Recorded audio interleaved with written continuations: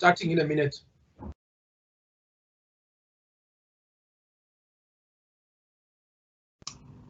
Good afternoon, colleagues. Thank you for joining us. My name is Alwandu Xolo Jabalala. I'll be your facilitator for this virtual lecture.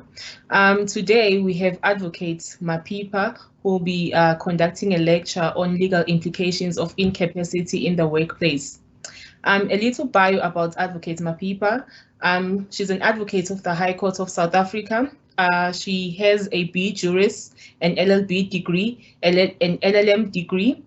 She has 22 years post-admission as a legal practitioner. Over to you, Advocate. Thank you. Thank you so much, Ms. Jabalala. Good afternoon, colleagues and all the viewers. I am happy to share some information on legal implications of incapacity in the workplace. We only have 30 minutes together, so I'll just go through the highlights. As a way of introduction, we just need to touch on the employer-employee relationship in South Africa. The employer-employee relationship in South Africa is regulated by law, as we may all be aware. The main pieces of legislation that govern this relationship is the Labour Relations Act, which regulates the fundamental rights of workers and employers in the Constitution. Then the Basic Conditions of Employment Act, which gives effect to the fair labour practices as referred to in Section 23(1) of the Constitution, which established the regulations of basic conditions of employment. Basically, both the employer and the employee have rights protected by law, and both of those rights need to be handled with care. Quickly to go into rights and obligations, employment relationships are built on trust and the rights of the parties. Employees and employers have a very specific rights in terms of common law and labor law legislation. Balancing these rights is extremely important for a fair and successful employment relationship. With every right, there is an obligation. We just need to always remember that it's not a one-sided relationship. The rights of the employee are the obligations of the employer, and the rights of the employer are the obligations of the employee. It's a give and take kind of a relationship. So mainly the employer engages the services of the employee in exchange for remuneration. Let's quickly go to employees' rights. In general, employees have the rights not to be unfairly dismissed or discriminated against. They have the right to be provided with appropriate resources and equipment, a right to have safe working conditions, a right to receive the agreed remuneration on the agreed date and time, right to receive fair labor practices, a right to be treated with dignity and respect, a right not to be victimized, meaning a right to non-victimization in claiming the right and using procedures, the right to leave benefits and other basic conditions of employment as stated in the Basic Conditions of Employment Act. Quickly going to the employer's rights. Generally, the employer has the right to expect employees to render the agreed services on the agreed days and times. The right to employees performing under the authority of the employer. The right to carry out all work instructions and obey all reasonable and lawful instructions issued by the employer. The employer also has the right to expect employees to display good behavior in the workplace, meaning to comply with company policies, company procedures, and to comply with company disciplinary code and procedures, and to behave in the workplace acceptable manner of behavior. That is the manner which is acceptable by society, that this is how you should be behaving in the workplace. Employers have the right to expect the employees to act in good faith, be loyal, and have the best interest of the employer at heart at all times. To expect the employees to follow workplace rules, employers expect the employees to follow company policies, procedures, and work performance standards as agreed. Employers have the right to expect employees to strive honestly towards work objectives and to expect employees to adhere to product specifications and quality standards in their work output. Employers have the right to expect employees to use the employer's prescribed resources and methods when carrying out the services. And employers do have the right to expect the employees to report to the employer any dishonest or unlawful practices in the workplace, including breaches of company policies and procedures by fellow employees or other stakeholders within the workplace, which could be the service providers and otherwise. Quickly, I want to go now to incapacity.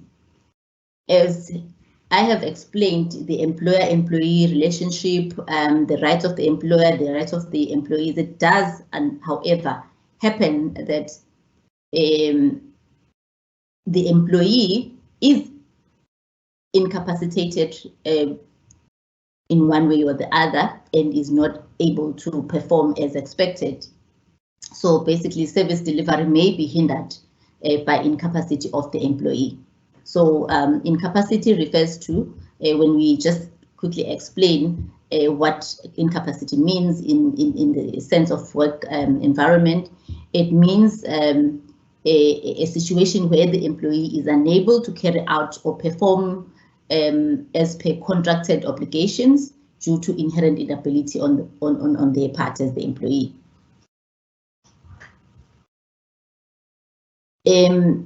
There has to be incapacity procedures that can be followed to address issues of incapacity. So an incapacity procedure is used where the following allegations are made.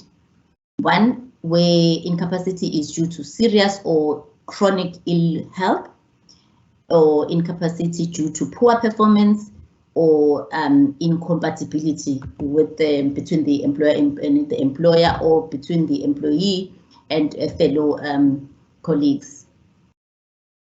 So let's quickly deal with the incapacity due to illness and or injury. This can be either temporary incapacity due to illness or injury, or permanent incapacity due to the same. In terms of temporary incapacity, the parties can look at temporary alternatives to address that temporary issue that the employee is suffering. But for permanent incapacity, this is whereby the employee is unreasonably incapacitated for a long period, which is unreasonable for the employer to negotiate any alternatives in terms of employment. So this kind of a situation is dealt with in terms of Section 8 of the Labour Relations Act. When the alternatives are considered, the following factors must be considered. You know, when the employer-employee are considering what options to be taken, or the employer, who's the aggrieved party, is considering what action to take next in cases of incapacity, they must look at the nature of the job, the period of absence, the seriousness of the illness or injury, and the impossibility of securing a temporary replacement for the injured or ill employee. Cases of permanent incapacity, the employer should look at securing alternative employment or adapting the duties or work circumstances of the employee to accommodate the employee. So it means like changing maybe the workplace environment, changing the type of work the employee is doing, maybe changing even the tools that the employee can use to execute the duties that are required of them to execute.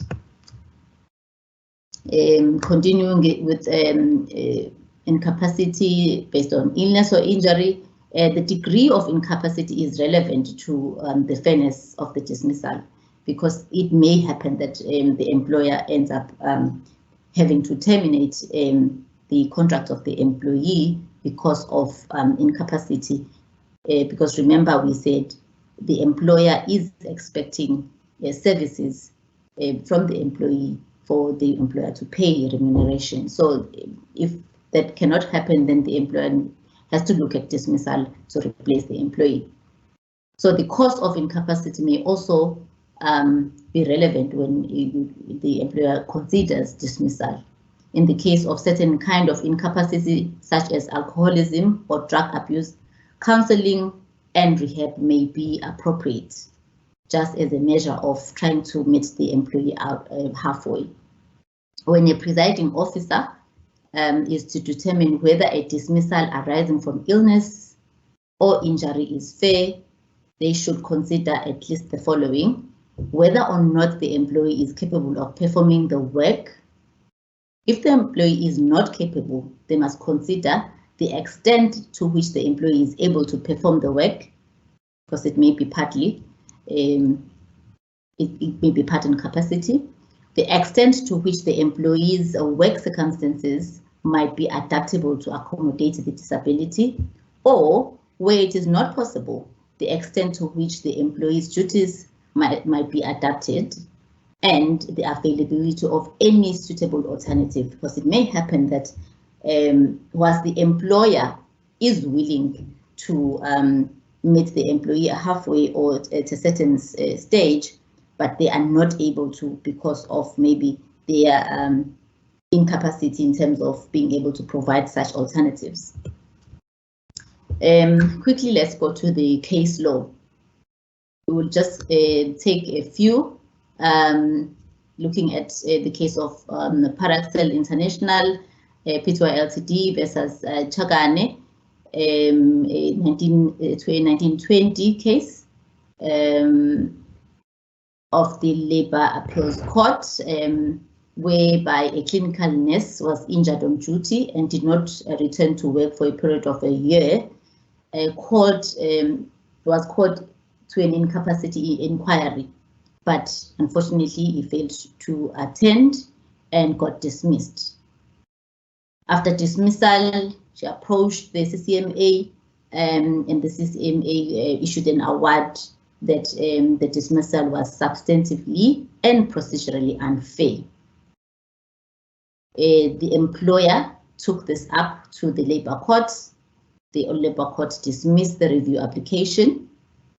The matter went further to the Labour Appeals Court, now by the employee, where the Labour Appeals Court found that the dismissal was indeed fair. So on the basis that the employer is expecting to get services in return for the remuneration or in return for keeping the employee in their employ. So an employer is not expected to indefinitely put up with an employee's prolonged absence from work for incapacity due to ill health, provided that the reasons for the incapacity are investigated and all possible alternatives short of dismissal are considered. Employee was asked to provide a definite report in respect of the prognosis toward the recovery, the period within which recovery would be anticipated. But unfortunately, the employee did not provide such a report. So hence, the dismissal was confirmed by the Labour Appeals Court. Okay, quickly, let's move to the incapacity due to poor performance In this case, the employee is at work, is not ill, but is performing poorly or not as expected in terms of the agreement between the employer and employee. Poor work performance or failure by the employee to reach and maintain the employer's work performance standards in terms of the quality and quantity of output is the summary of what is regarded as poor performance. It is implicit in every contract of employment that the employee undertakes to perform according to reasonable, lawful, and attainable work performance standards set by the employer. The employee and employer enter into a performance agreement, whether written or verbal, with specific deliverables and timelines. Let's quickly look at what could be the causes of performance, or what are usually the causes of poor performance. The employer has a duty to investigate what the causes of poor performance could be. The following are a few of the most common reasons for poor performance. It could be lack of training, it could be lack of qualifications for the particular job. It could be lack of experience in that particular area of expertise. It could be outside influences, influences outside the actual workplace. It could be like family matters, relationship matters outside the workplace. It could also be alcohol or drug dependency, or both. And it does also happen that there are stressors within the workplace that could lead to poor performance. Issues like organizational culture, bad management practices, too much demand of work, lack of support, change management, and other issues that could be related to inside the workplace stressors, or which could be termed as work stressors, which are issues that are within the workplace that could affect the employee from performing to their ultimate capability.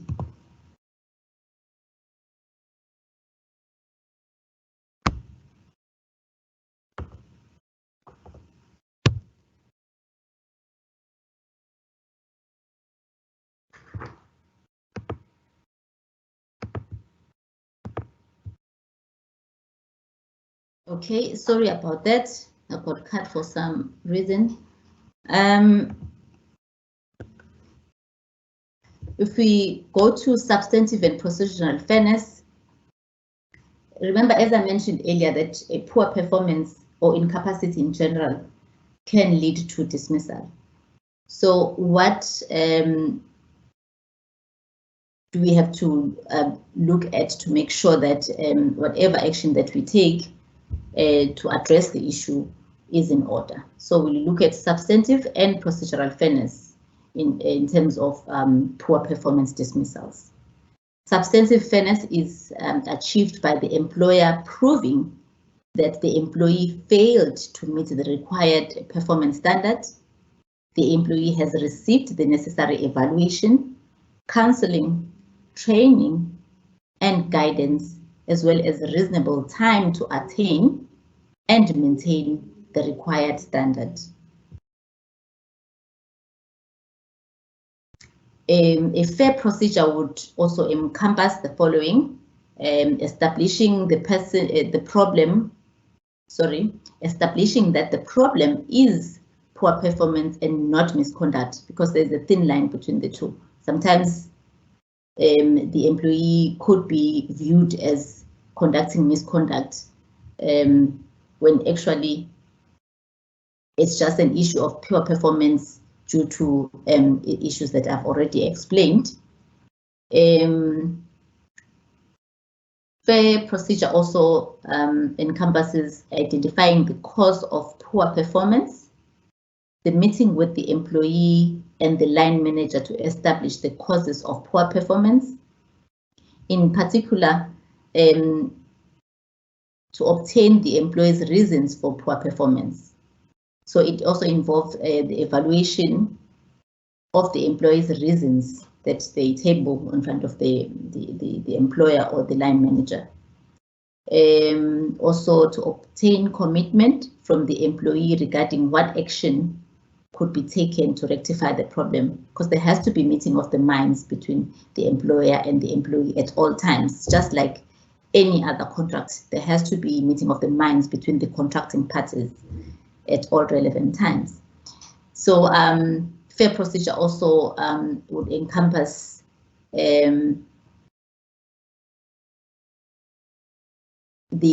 informing the employee of what action the employer will take to assist in the process, because the employee should also make commitments. The employer should also make commitments if they want the relationship to work. They must agree to a reasonable time of improvement. There must be a follow-up and monitoring of the progress on what has been agreed upon. Incapacity in terms of incompatibility, as I said earlier, it could be incompatibility between the employer and the employee, or the employee and other work colleagues. This relates to the employee's attitude, that is the way of doing things. Sometimes they do things in a disruptive manner. They have a bad temper, maybe they are impatient, or they lack a technique to do certain things, modeling, manipulation, disagreeability. These can cause upsets and interfere with the smooth running of the business. So it is highly advised that parties must always try to be compatible with each other. That is also applicable in the workplace. Incompatibility is the subjective relationship of an employee and other co-workers within the working environment, as I've already said. It is very much advisable to always maintain a cordial or harmonious relationship between the peers. Incompatibility must reflect an irreconcilable breakdown for the relationship to be completely said to be broken down. Unfortunately, it does happen that people end up leaving their jobs, terminating their employment contracts because of their incompatibility with their employers, or with their line managers, or their peers within the company or within the employment relationship. The Labour Relations Act does not make specific reference to incompatibility as constituting a ground for dismissal. Hence, it's usually the employee who decides to call it quits, and they just tender their resignation and leave. In the case of Jabari versus Telkom SA Pty Ltd, it was established that incompatibility is a specific, or a species, if you want to put it that way, a species of incapacity which may affect the employee's ability to work according to his or her contract of employment. Procedural fairness in terms of in cases of incompatibility, the offending employee must be advised of the conduct allegedly causing the disharmony and who is upsetting the conduct. There are possible remedial actions to remove the cause of the harmony, and those need to be discussed between the employer and employee before termination of the employment is even considered. The employee should be given a fair opportunity to remedy the situation between him or her with those that he or she is incompatible with.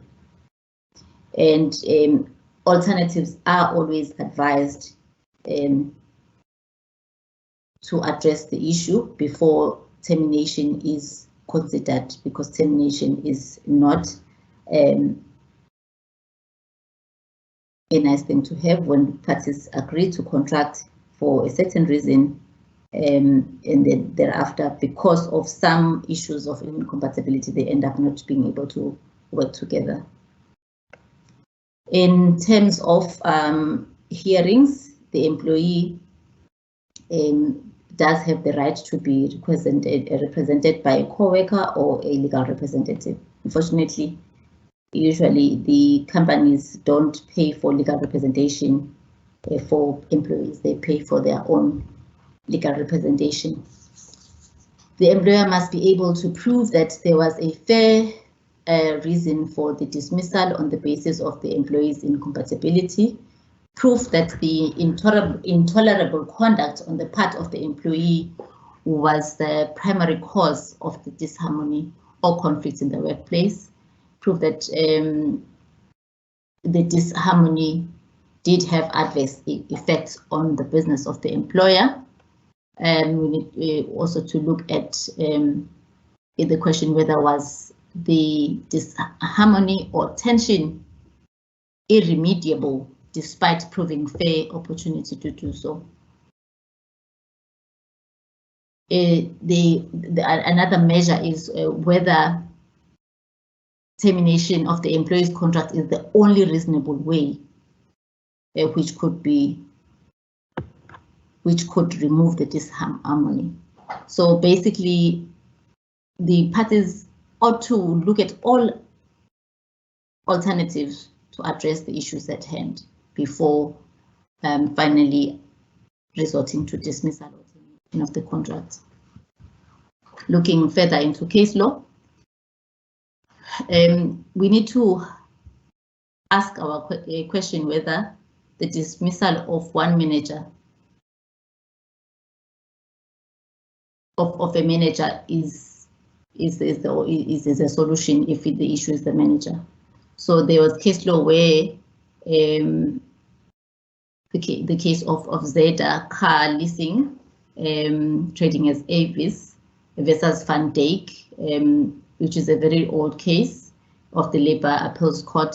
In this case, there was a tension between the two managers in the self-division of Avis. Avis decided to merge the post into one to afford each manager an opportunity to apply for the position. Van Dijk refused to apply and was handed a Section 1893 notice. The Labour Court ruled that the dismissal was substantively fair and procedurally unfair, and 10 months of salary, 10 months worth of salary was awarded to Van Dijk.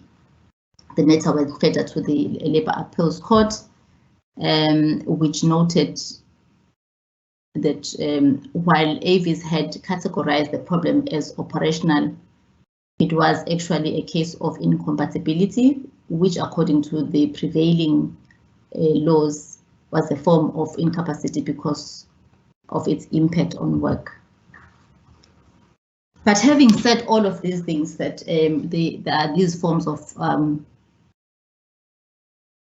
incapacity that could lead to the termination of the employer-employee relationship, it is very much advisable that employers follow a fair procedure before coming to the conclusion of dismissal or the conclusion of termination of the contract.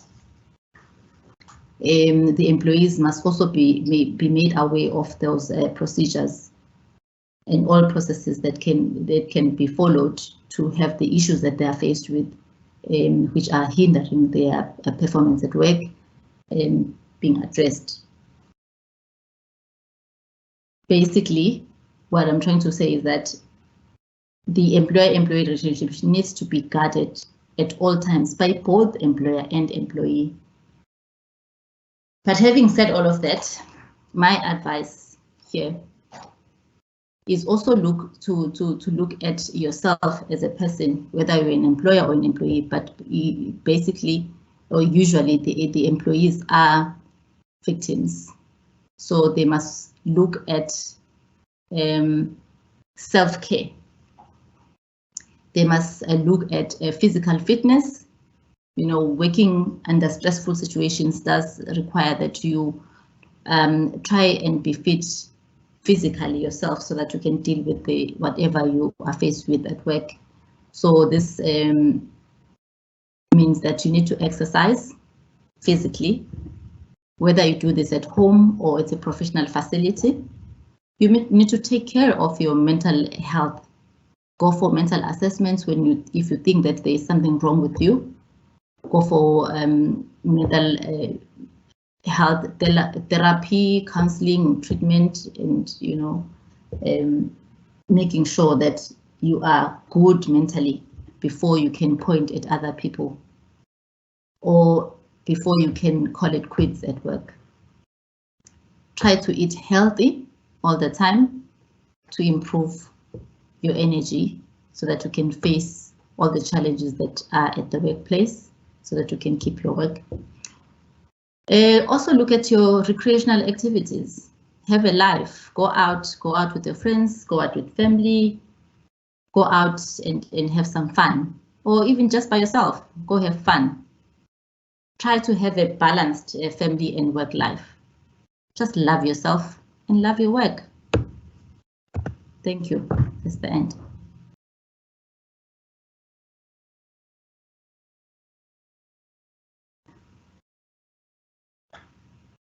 Thank you so much, Advocate Mapipa, for such a great lecture. We do have a few questions for you. Please take note of these ones. There's one question that we received where it states, what happens when poor performance is due to the employee underperforming due to an exaggerated CV? Over to you, Advocate. Thank you, Ms. Jabalala. If poor performance is due to an exaggerated CV, that is a serious case of misrepresentation. So the employer has all the rights to follow processes of dismissing that employee on the basis of misrepresentation, because automatically the contract cannot be valid. The employer-employee contract cannot be valid if it's based on misrepresentation. So the employer has all the right to terminate the contract. No, noted. There's a follow-up question from that which states, can poor performance only be viewed by the presiding line manager, or can it also be viewed by peers or colleagues?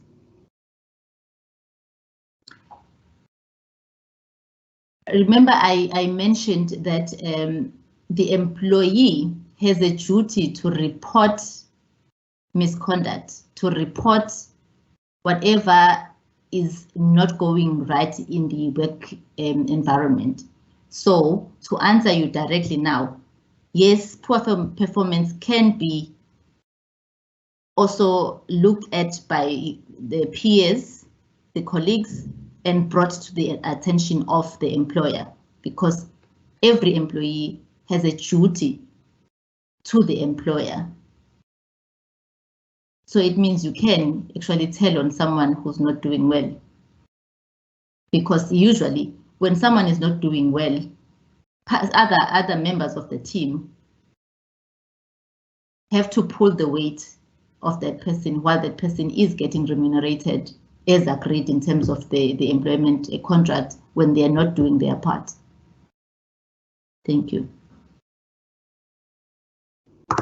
Thank you, Advocate, for that response. The last question, it's based on incompatibility. Taking into consideration that it is a subjective relationship, what happens in the case whereby the employee is viewed as being incompatible due to not sucking up to the line manager? Thank you. Yes, that does happen. I did mention incompatibility because of a bad relationship between the line manager and the employee. If there is an issue whereby the employee does not get along with the line manager for work-related reasons, and obviously they can't tell the manager. Okay, after if they can't discuss the matter between themselves, the next level would be to report to the person above informally first. If that fails, they can, follow grievance reporting processes, and most employers do have grievance reporting processes, which will take that matter to the person above the line manager.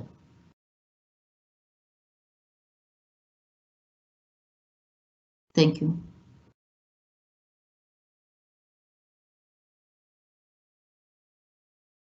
Mr. Balala. Thank you, Advocate. There's another one. There's another question that just came through. What would be a typical example of outside influence as a cause of poor performance? Outside influence could be a family matter. The employee is not getting along with their partner at home, their spouse at home, or with issues with the children at home. Maybe there's someone who's sick at home, or there is someone who's troublesome at home, and the employee is not getting rest when they get home. They come to work, they're irritable, they don't have enough energy to face the challenges of the day at work because of issues at home. Noted. And then the very last question is, what happens if an employee keeps having his duties or tasks added after employment? The employer-employee relationship involves the employee taking all reasonable instructions from the employer. So if the instructions are at any given point regarded by the employee as unreasonable, the employee should bring that to the attention of the employer. Firstly, in an informal way, where you discuss with the employer that I think that this is now unreasonable. I think now I'm being treated unfairly. If that is not addressed, and if the employer believes that that is reasonable, and the employee believes that it's not unreasonable, obviously there's an issue of dispute right there. So that can be formalized into a grievance, which can be dealt with in terms of the grievance procedures of the organization. Thank you. Thank you so much, Advocate Mapipa, for the great lecture and all the questions. I hope they were answered to everyone's satisfaction. The legal department at MKI is there should anyone still need a few more questions answered. You may feel free to communicate this with Advocate Mapipa, copying myself. It's always best also to copy HR. Thank you so much, advocates. Thank you for joining us, everyone. Thank you. Thank you. Bye-bye.